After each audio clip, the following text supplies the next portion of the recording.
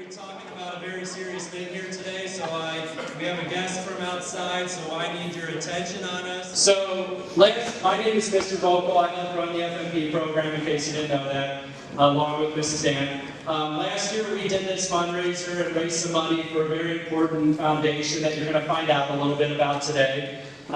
So we have a representative, Hannah Knox, from the Chip Terry Foundation, that she's going to kind of give you a little bit of info about what it's about. Then one of our FMPs, Ethan, is going to come up and talk about the actual fundraiser that we're going to do here. We're actually kicking off, we're starting a fundraiser on Monday of next week, where we're going to ask you to bring in some money, and there's some incentives, and I think you'll like the incentives. But before we get into that portion of it, we want to find out why we're doing that. And I'm going to turn that over to Hannah here to talk to you a little bit about the Chip Terry Foundation. Good morning. As Mr. Volk said, my name is Hannah. I am here to represent the Chip Terry Fund for First Responders. So the Chip Terry Fund is a local nonprofit that began in 2018. But before I can tell you about what we do and what our mission is, I need to tell you a little bit about who Chip was. So if we can go to the next slide, sorry. Okay.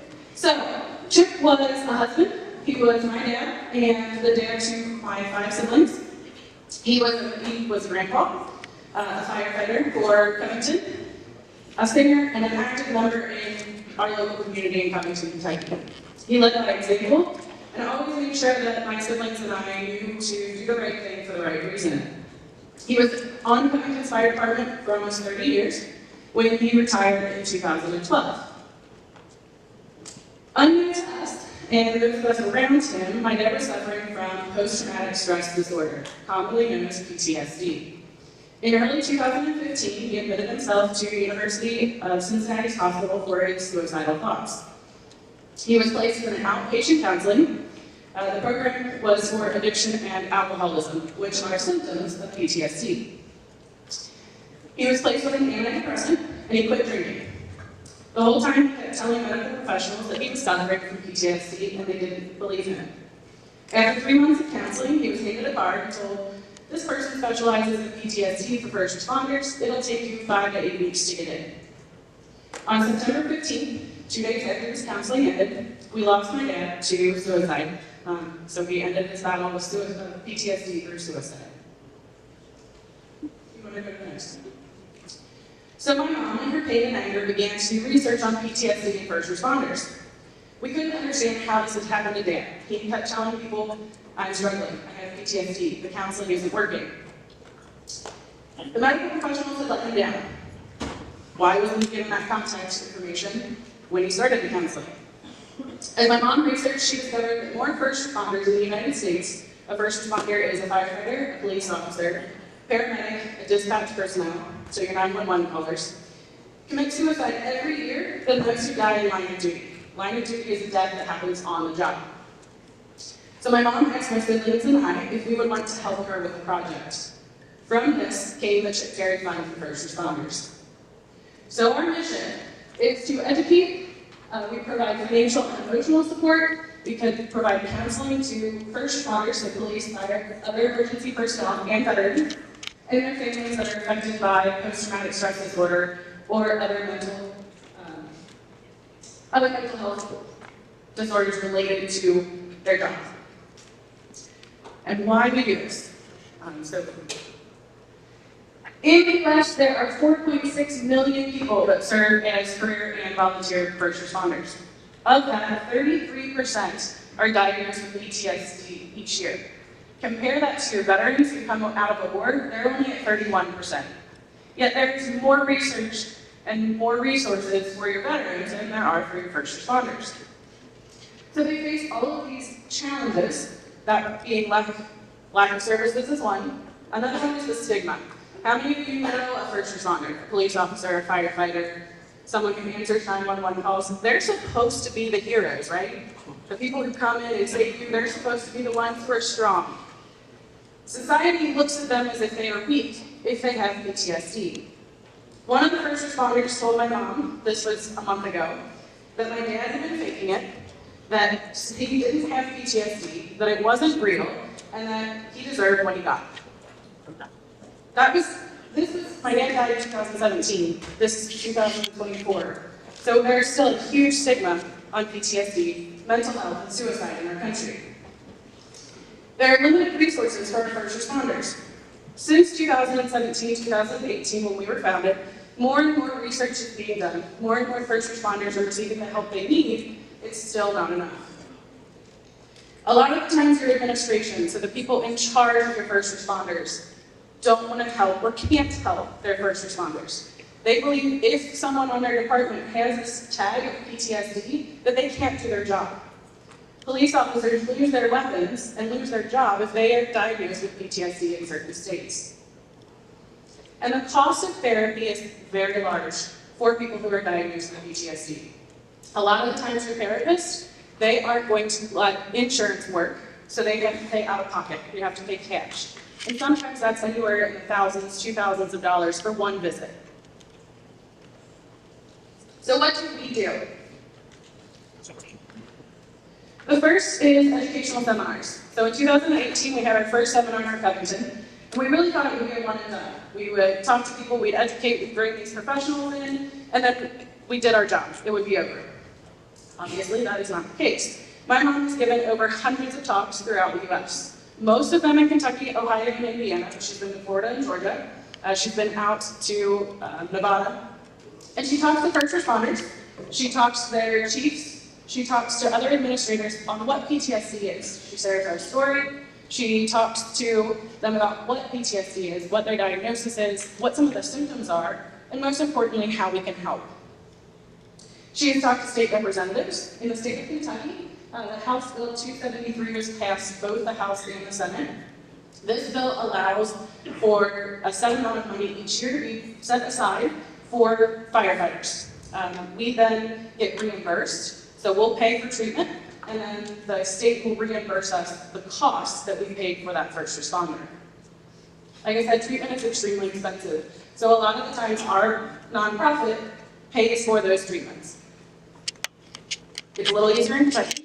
We are actually running out of money. We have about $15,000 left, and that is not enough to help more than 2 or 3 first responders. So it is nice that we can help in Kentucky because we get paid back, but if we need to help a first responder out of state, we don't have the ability to do that right now. My mom is on call 24/7. She takes firefighters to treatment centers. She answers her phone at 3 or 4 o'clock in the morning to talk first responders off the ledge so they don't commit suicide. She coordinated peer support groups in Covington and other departments, and she just listens to those first responders and their spouses and tells them that things will be okay.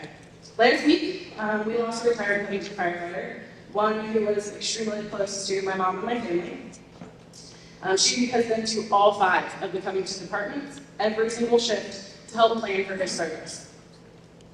And our newest treatment is something called the Stellate Ganglion Block. We are one of the only organizations that helps to pay for this. I'm going to show a short video because they know better how to explain. Voters are getting treated for PTSD, and it's all thanks to foundation funding. It's a relatively new treatment that's not covered by most insurances. Peyton Marshall caught up with the local firefighter to learn how it helps. It's called SGB. In fact, I've got a lead vest on, so we're going to walk here through the procedure room, and it's an injection that is made here into the spine to help with that fight or flight response. In fact, Dr. Kruer is going to be walking us through a procedure here to explain just how this works. Going to burn a little bit. We're just putting that medicine in, okay? Dr. Kruer is treating tri-state first responders who suffer from PTSD with a treatment called SGB. Although the treatment is relatively new, Dr. Kruer says the treatment has improved symptoms of PTSD by 83 to 84%. Dr. Kruer allowed me to sit in on a procedure Friday with a Kentucky firefighter. This firefighter, who also served in Afghanistan and Iraq, is one of many who are seeking help. He wishes to remain anonymous, but he allowed us in on his procedure to help spread awareness. I had not 1, not 2, but 3 plans that I developed in my own life. This same treatment, Mark Basie says, saved his life. Sorry, I'm getting a little emotional. Basie retired as a police sergeant after serving for 30 years. He says for every first responder, there's always that one call that haunts them. For Basie, it was when a mother witnessed her son die by suicide. Basie was the first responder. I put her head on my shoulder and I calmed her as she sobbed. As Basie holds back tears, he recalls the moment while on the job when a man pointed a rifle at him and pulled the trigger. Basie suffers from PTSD, but he says his suicidal thoughts ended after his second SGB treatment. I'm not angry anymore. Basie says it gave him a new lens to life, calling the post-effects as euphoric. Why isn't this talked about? Well, this is relatively new, and I think people have a hard time talking about PTSD. If you take a look, you can see there's live imaging happening. This is to ensure preciseness of the injection, which typically patients receive injections in 2 separate visits. But how does it work? Just gonna clean it off here first, all right? It's gonna be cold. Dr. Kruer explains that the stellate ganglion is a bundle of nerves. It's right here on me. Everyone has that. In this procedure, you see Dr. Kruer use what is called ropivacaine. Okay, so the next step is numbing up the skin. Lidocaine. Same stuff as the dentist, so it burns a lot, okay? It's a local anesthetic It's 20% in. used to numb, or in other words, block that same bundle of nerves. And the effects of that block are what Dr. Kruer say are beneficial to patients suffering from PTSD. Doesn't local anesthetic wear off? It does, that's a good point. Dr. Kruer explains even if the local anesthetic only lasts for a few hours, there's crucial continued benefits from the initial block. It's almost like a reset button for the sympathetic nervous system, giving people long-term relief from their symptoms. What the stellate ganglion block does is it takes you from a high burn or a high heat and brings your symptoms down to a simmer. The procedure isn't covered by most insurances. However, there's still hope. Jo Terry, a widow of a tri-state firefighter, created a foundation in her husband's honor called the Chip Terry Fund. And get this, the fund has been paying for these treatments for first responders. Jo's husband died by suicide in 2017, and she's turned her grief into action to help first responders. Responders like Mark Basie. And more importantly, they're the people that are protecting us, so we certainly owe it to them to give them something in return. These SGB treatments for local first responders are made possible because of the Chip Terry Foundation. We have more information about the foundation and the procedure on our website and free mobile news app. Reporting in Fort Thomas, Peyton Marshall, Fox 19 Now.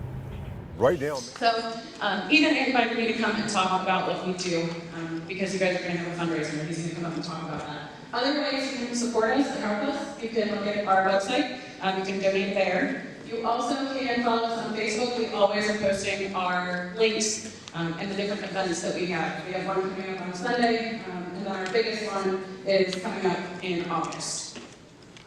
So I'll let Ethan come up and tell you guys what you're going to do. So, for those who know me, and for those who don't, my name is Ethan Meyer.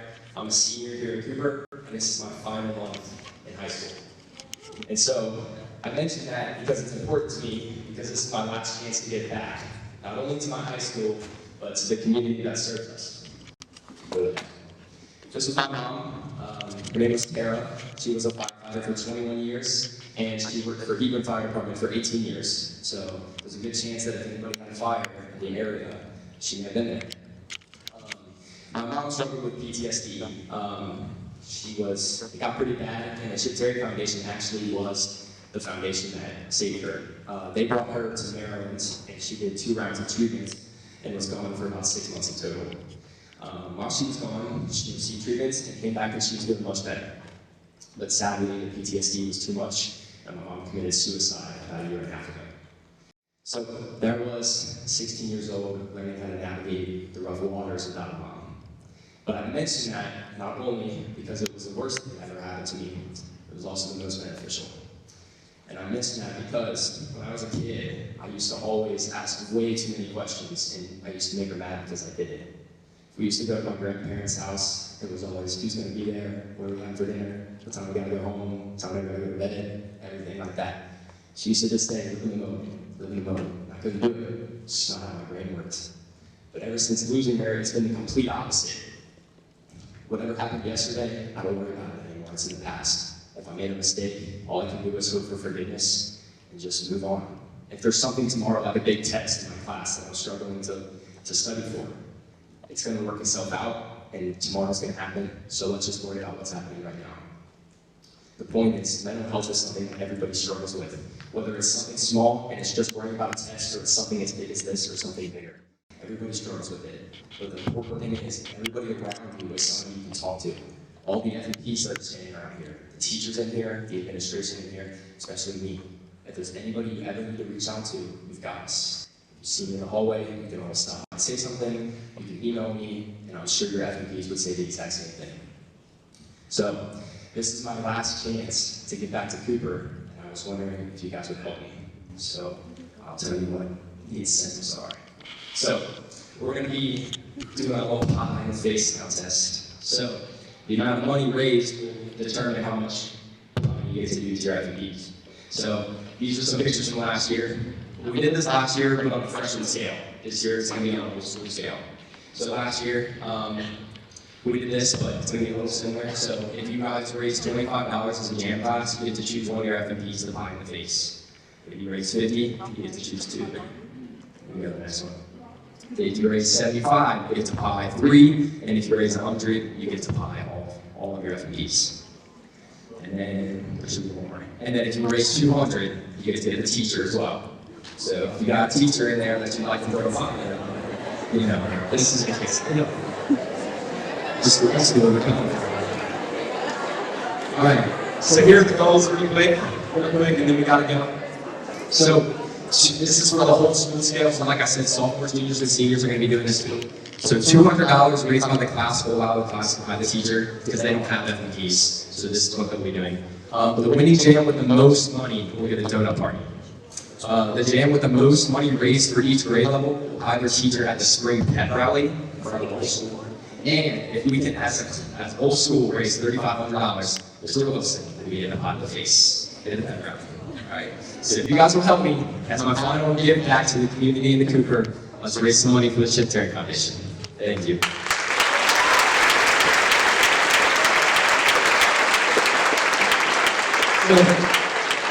I want to emphasize that last bullet point up there, just especially because we're going to show this video to the sophomores and seniors as well.